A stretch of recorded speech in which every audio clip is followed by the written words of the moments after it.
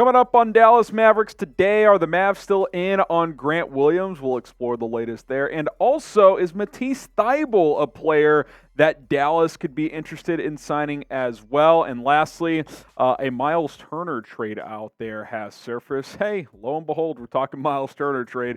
It wouldn't be the first time, probably won't be the last time we explore all of that and more coming up on today's episode. But first, help us out. Share this video on social media, Twitter specifically. Click that share button right below the video that you're watching right now. Select the Twitter icon and then click post to Twitter. And hey, if you tag me in the tweet at HGramNFL, I obviously cover the NBA as well, I will retweet everybody who does so. So share us on video or on Twitter, and I'll give you guys a retweet to everybody who does.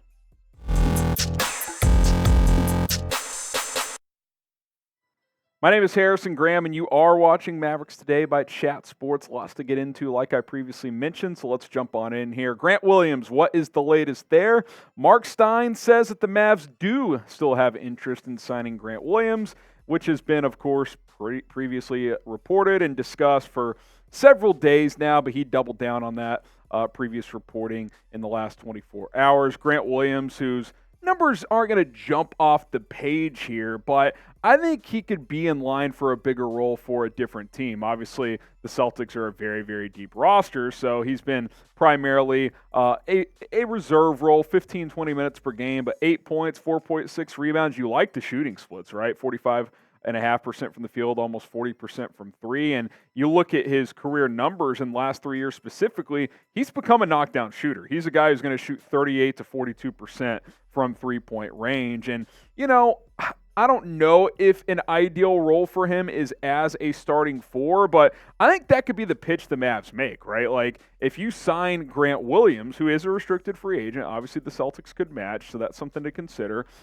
He could start at the four for you with Luka and Kyrie in your backcourt. Josh Green plays the three. Grant Williams plays that stretch four spot, which is really his best position. And then Rashawn Holmes plays the five, or if they end up, trading for a center like DeAndre Ayton or Clint Capella to play the five, whoever the case may be, that could be the potential lineup. And Grant Williams, I think, would fit really well here in Dallas because he can defend and he can shoot the three ball. Now, Matisse Thybulle is also a player on the wing that remains unsigned in free agency. Now, Williams is kind of more of a four who can play some three. Thybulle is more of a three who can also play the two. He's not really a guy who's going to play the four for you, but this is arguably the best defender in the NBA. That's not being hyperbolic. Matisse Thybulle is an all-NBA type of defender.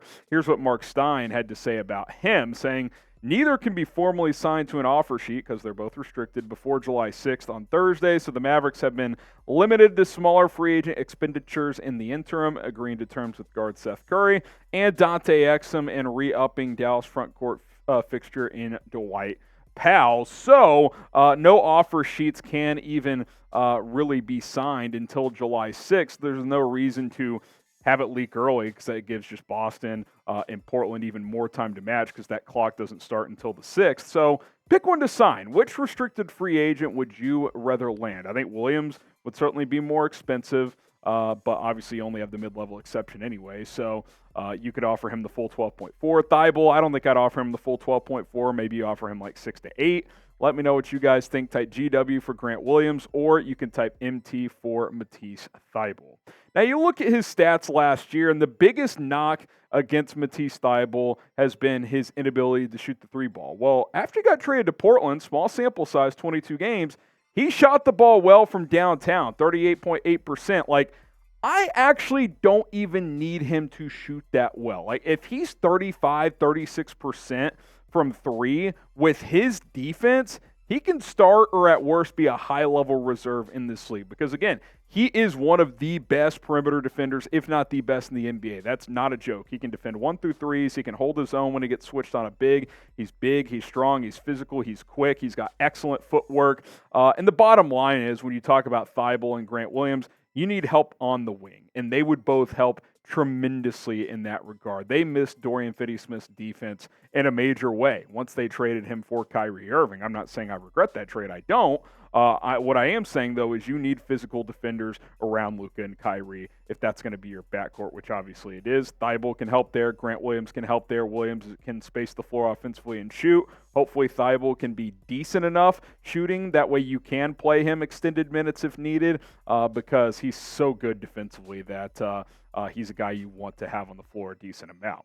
Now, some other wing options out there. Kelly Oubre Jr., who doesn't give you as much defensively, but would easily be the most athletic out of these three. He can really run and gun and transition and score, average 20 points per game. Now, he's not a great three-point shooter, inconsistent defender, but capable. P.J. Washington's more of a 4, but he can hold his own guarding wings. He's not going to play the 3, though. He would play that 4 spot, which, again, you need. He's also restricted, averaged like 16 points per game last year, so gives you a little bit more offensive punch, but not as much versatility as a Grant Williams.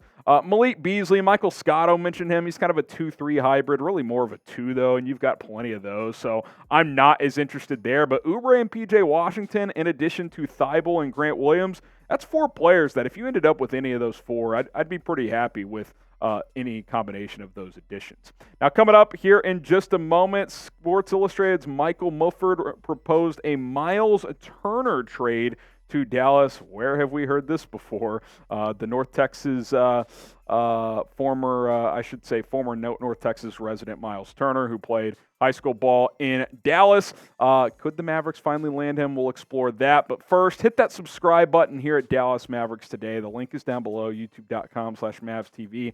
If the Mavs make a move like every other move they've made, we will bring a video to you guys. And even if they're not active making moves, latest rumors, trade buzz, we've got you guys covered with videos every single day during the peaks of the NBA calendar. So hit that sub button and join the rest of the 23,000 and change that have already subscribed. Okay, here's SI's trade idea here. A 3-team trade. Myles Turner comes to Dallas. Maxi Kleber and a 2027 first to Indiana. Obviously, Rick Carlisle's there. He's got familiarity with Kleber.